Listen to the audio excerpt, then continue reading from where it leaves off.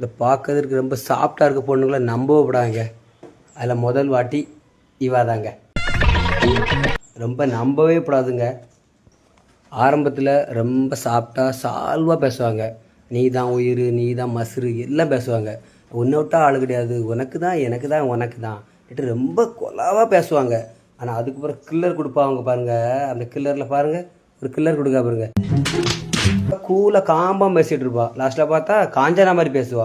நல்லா சுக்கமாக பேசுவா, ஜாலியாக பேசுவா. பார்த்தா சொர்ணா கபல் ஆயிரம் இருந்தால என்னங்க எப்படிங்க நம்ப முடியும்? பொண்டாட்டி நம்பவே முடியலங்க. என்னென்ன சொல்கிறோம் பாருங்க. ஆரம்பத்தில் பார்த்தீங்கன்னா ஃபோனு அடிக்கடி வரும். சாப்பிட்டீங்களா, என்ன பண்ணுறீங்க, தூங்குனீங்களா, அப்போ ஆப்பம் சாப்பிட்டீங்களா, தோசையை தின்னீங்களா, இட்லி தின்னீங்களா. இப்போ என்னத்தை தின்ன, கஞ்சி குடிச்சியா இல்லைனா கூழு குடிச்சியா, அதான் கேள்வி. ஃபோனே வராதுங்க. ஆரம்பத்தில் ஒரு நாளைக்கு ஒரு 100 ஃபோனு. தூங்க முடியாது, தூங்குனா ஃபோனு, பாத்ரூம் போனால் கூட ஃபோனு வராங்க.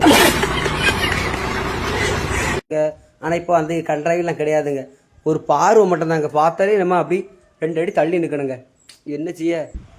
அப்போ பேசுனா கிட்ட பின்னுன்னு என்னம்மான்னு கேட்கணும். இப்போ பேசுனா அங்கே பக்கத்து ஊர் வர கேட்கணும். பக்கத்து வீட்டில் என்ன சண்டைன்னு கேட்பா. அவ்வளோ தூரங்க, வீட்டில் கலவரங்க.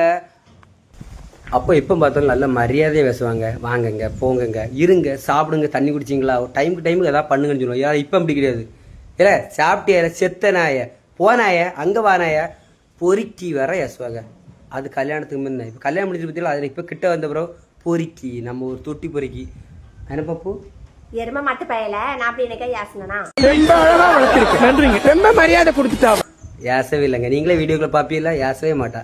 ரொம்ப நல்லவங்க பாருங்க, ரொம்ப ரொம்ப நல்லவங்க இவங்கெல்லாம். நடிப்பில் பொம்பளை மிஞ்ச ஆளே கிடையாது. ஆனால் சேஃப்டியாக இருங்க, கல்யாணம் பண்ணுங்க.